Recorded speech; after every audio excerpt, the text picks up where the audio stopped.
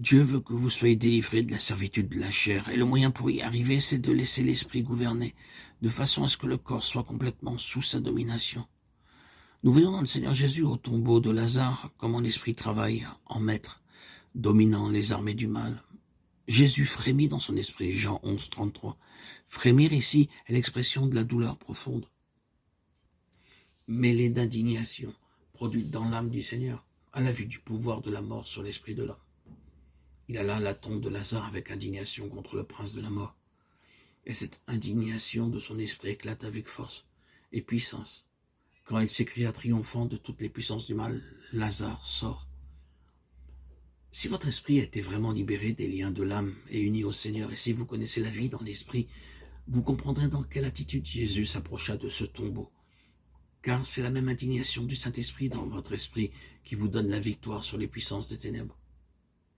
Il y a quelque chose dans votre esprit à l'instant où vous percevez l'œuvre du diable qui éclate avec une indignation qui ne vient ni de votre chair, ni de votre intelligence, ni de votre vie, de l'âme, à vous. Mais c'est l'autorité du Saint-Esprit dans votre esprit qui jaillit de vous en une étincelle de puissance divine. Vous ne pouvez pas travailler efficacement à délivrer les âmes sans cette indignation qui jaillit de votre esprit, car c'est l'action de Dieu au-dedans de vous.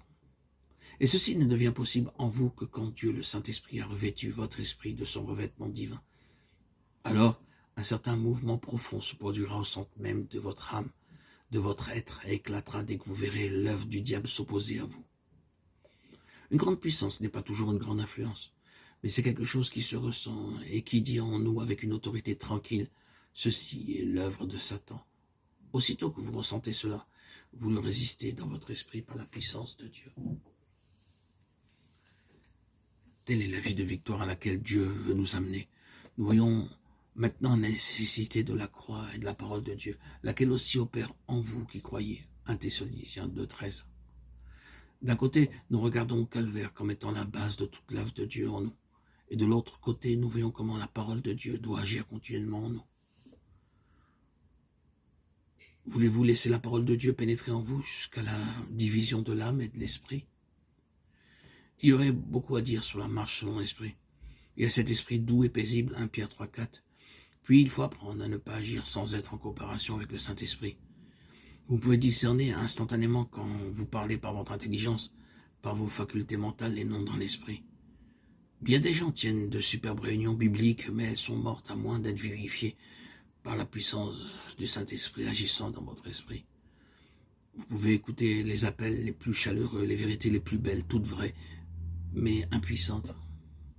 Hélas, ceux qui parlent ne se rendent pas toujours compte que la vie n'y est pas et que ce ne sont que des productions purement mentales. Il vous est possible d'expliquer la Bible de telle façon que vous n'exposez qu'une suite de vérités, qu'une sorte de vérité morte, parce qu'elles viennent uniquement de votre lumière intellectuelle. Si au contraire, ces vérités viennent par votre esprit à travers vos facultés mentales qui ont été épurées et vivifiées, alors il y a la lumière et la vie. Mais si elles viennent uniquement de votre intelligence sans passer par la lumière de votre esprit, elles sont inutiles et ne serviront pas à nourrir ceux qui les attendent ardemment. Rappelez-vous que ce n'est que par l'expérience personnelle que vous réaliserez la vérité, car les théories sont vaines. Quelque vraies qu'elles puissent être, vous connaîtrez la puissance d'un texte en l'éprouvant, en le vivant. Vous ne comprendrez ce que nous venons de dire sur la différence entre l'âme et l'esprit qu'en l'expérimentant et en demandant au Saint-Esprit de vous faire reconnaître et discerner ce qui vient de l'un et de l'autre. Qu'il daigne nous conduire jusqu'au plus haut degré de cette vie de plénitude, selon l'Esprit, à laquelle nous pouvons atteindre